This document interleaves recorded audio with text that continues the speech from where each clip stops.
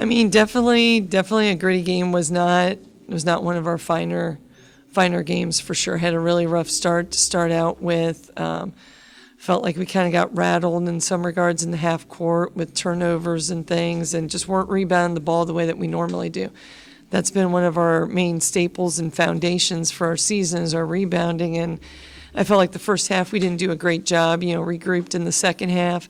Felt like we did a lot better, but again, we really got to tighten up on our turnovers here tonight. But again, hey, a win anytime is always important, and especially this time of year. Players got finals, a lot of things, mentally, but just trying to keep working on getting better each and every day, having players come in, be able to help us weather the storm and get us in that win column.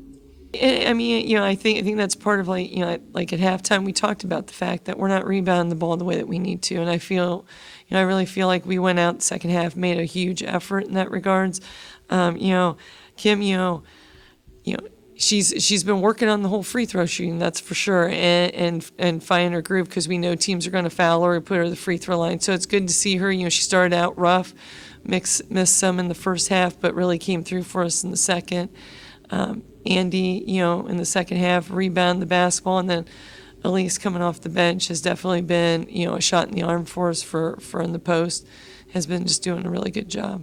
Well, I mean, this team is one that fights, even though when they're down, if it's tied, they don't really get rattled. And that's one thing as a coach, you're not sitting there like having to worry about doing the whole motivation and positive reinforcement, so to speak, because our kids are just going to keep going because they want to get that W, and I think that's important. I think more so now that what we need to work on is when we have that lead and the clock's on our side, is making sure that like we're using that possession wisely, that a minute, 2 minutes, 50 seconds, it's a lot of time in a basketball game.